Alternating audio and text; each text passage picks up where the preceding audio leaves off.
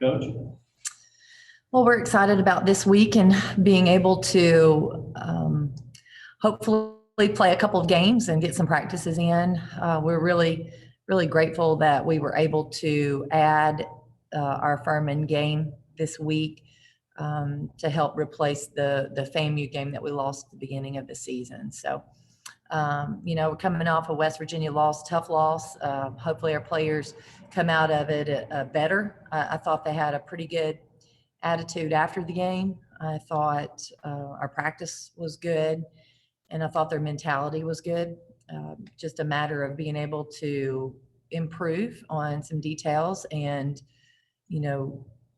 use every day to get better. I think we made some strides. There are obviously a lot of mistakes left out there that we need to clean up to be able to get a close win. All right, we'll take our first question from Maria. Coach, I know you added Furman to the schedule. How did that game come about?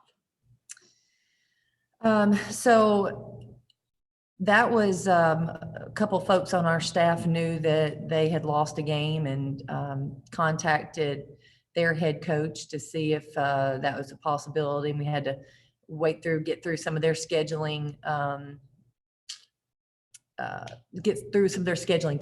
I guess you could say, to make sure we could get that game and, and make sure that now we get the testing protocol done like we need it done in the SEC. So we're really grateful that they were able to turn this around in a pretty quick notice.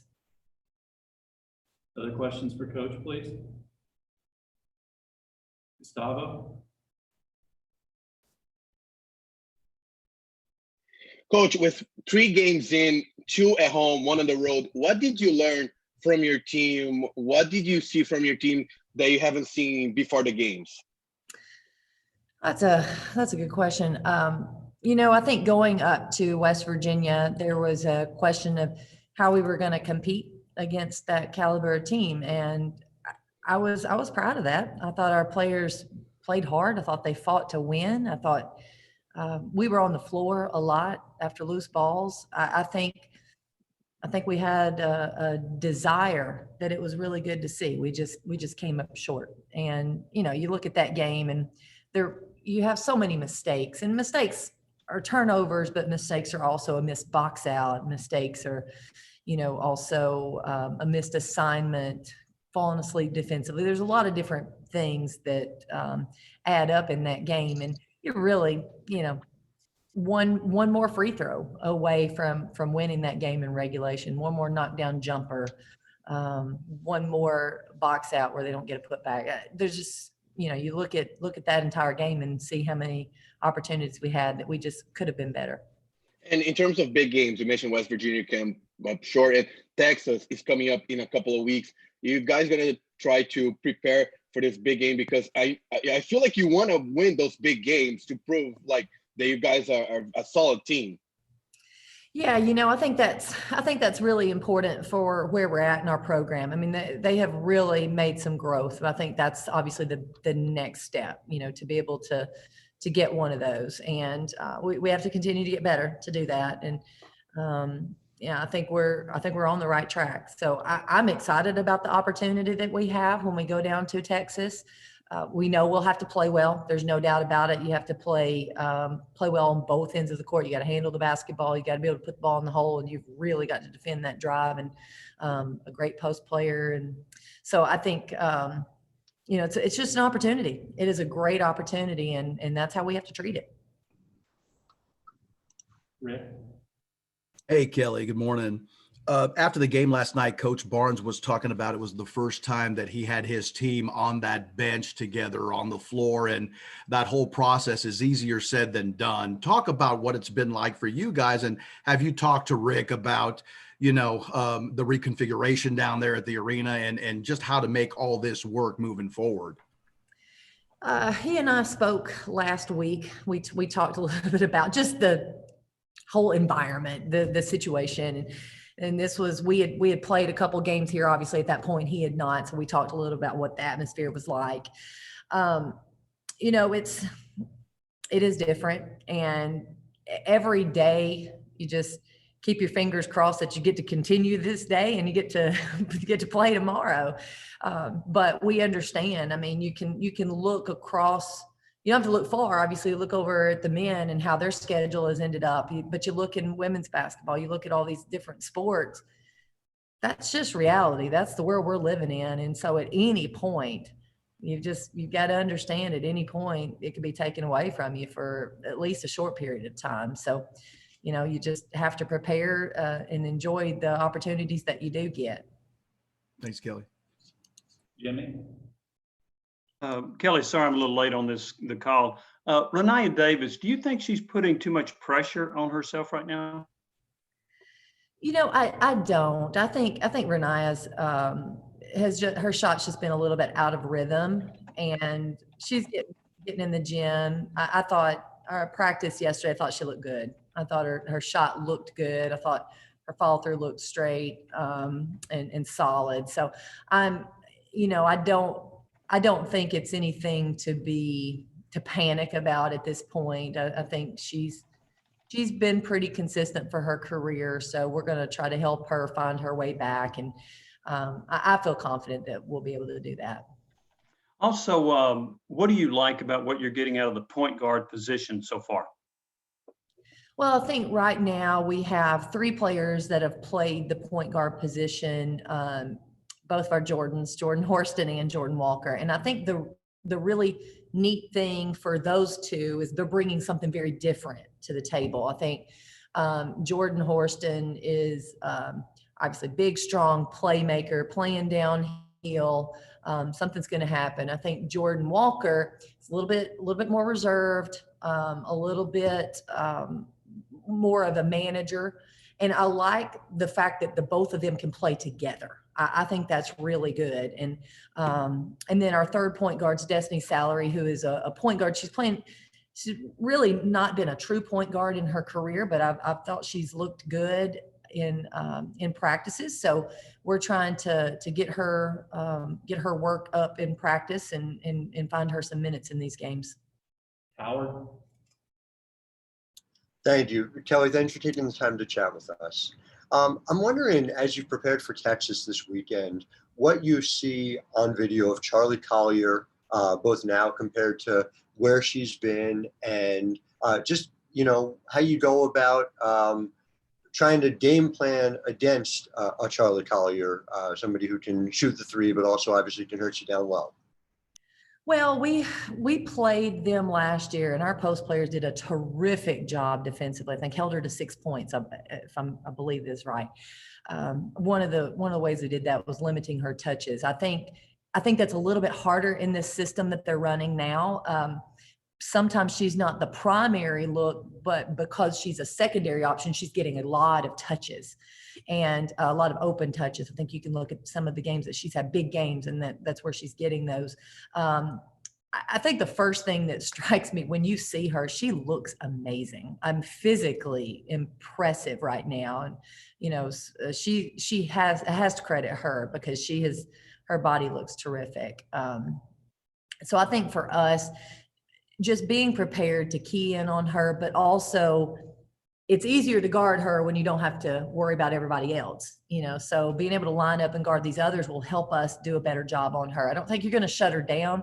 She's going to be hard to keep off the boards, but obviously you want to try to limit that. And hopefully our size will have a little bit of effect there. If I could just follow up on it too, having seen her trajectory, like you said, there's clearly an increase in her strength. The conversation about her a lot of times goes back to a Candace Parker as a comp, which is high praise and is perhaps an unfair thing to ask of anybody. I'm wondering, do you see a different comp? Where do you see her game is able to go? Well, I think, for her, I think she's really, really projecting high right now. I think early on she did, and I think she's back on track to project really high. I think she's got a great presence, very strong, very athletic. Her skill set, to me, obviously she can shoot out in the floor. As she continues to develop that, being even more comfortable putting the ball on the floor, I think that really gives her a different dimension as a pro. You know, when you talk about Candace Parker is a guard. Candace Parker is a guard, and that's one of the big reasons she is so special. She is a guard in a post frame. You know, and I don't know that I would identify Collier as a guard yet, but I know she's got a great skill set and maybe trending that way. Thank you. Maria? Coach, like you, the Furman coach, Jackie Carson, is coaching where she played. Now, obviously, she's in her 11th season now. She took over a program that was struggling, and I know last season they got 19 wins. Just what do you expect to see out of Furman, and what do you hope to be able to do against them? So, you know, Furman coming in, I think one of the things that they do well, or that is a problem for a lot of their opponents, they run a lot of stuff. They run a lot of different action, a lot of quick hits. We're not going to be able to go over all of that with our team. That would overload, and then you start worrying more about your opponent than yourself. So I think for us, we're going to have to be able to figure some things out live, figure some things out on the fly. And it's a great opportunity for us to see how well we handle a scouting report, a pretty in-depth scouting report in terms of actions that we have to guard. So I think that's one of the things I think we're going to see. Their kids are going to play hard. They're savvy, they're intelligent. And, you know, for us, I want to see us come in and, you know, really get after it on both ends of the court, be sharp, look to get a lot of people involved in the offense, and, you know, make some plays defensively. Will? Yeah, I know it was a lot of the product of a close game, but against West Virginia, you obviously didn't rotate as much as you had in the past couple games. Are you getting an idea of what your rotation is going to look like going forward, especially with more close games expected, you know, in the next few weeks? Yeah, that's a good question. You know, one of the reasons that I felt we shortened our bench that game. I knew their bench was going to be short, so I didn't think there was going to be a huge advantage there. And, you know, wanted to give our players that have that experience a lot of minutes, give them an opportunity. We're going to continue to work with those players that didn't get as many minutes. We want to make sure that we continue to work with them, because at any point they've got to step up and give us some time. And, you know, when you have a team that will buy into, if I've got 2 minutes, I got to have 2 great minutes, or 8 minutes, or 12 minutes. My minutes have to be great. I think that's where you really can take a big jump as a team and as a program. But in terms of our rotations, I think we're working through those, and I think, you know, we get a lot of data after every game, after every practice, on what combinations work, what combinations maybe aren't the most successful, and then how are we going to take that data and then process it for a game. Jimmy? Kelly, in regard to your turnovers, it looks like a number of them have come on passes. So I wonder, how do you balance being aggressive offensively versus being careful with your passes? Right. We talk about that a lot. I think you're right. The majority of our turnovers were off of passes. We work on passing a lot. And, you know, it's an area we will continue to work on. We talk about being aggressive, but making the easy play. And I think sometimes our players skip that easy play and want to make a, you know, really difficult play when it's not really necessary. So, you know, that's an area we're working on. I think as we continue to grow as a team, I'm very hopeful that we can get that number down. And also with your newcomers, have you been pleased with the way they've integrated with your returning players? I have. I think our newcomers have all brought something different to our team, and I think they have come in with a great attitude, great work ethic, great mindset, very competitive. and love that about them. I also think that our returners have really embraced those newcomers and embraced what they're bringing to our team. And I think you've got to have both. I think it's important to see both. So I've been proud of how this team has meshed and how they've grown together, and hopefully we can continue to do that. Maria? Coach, jumping ahead to Texas, I know not many games have been played, but have you seen any indication yet that Vic Schaefer is sort of putting his stamp on this team style of play, or is it too soon to tell?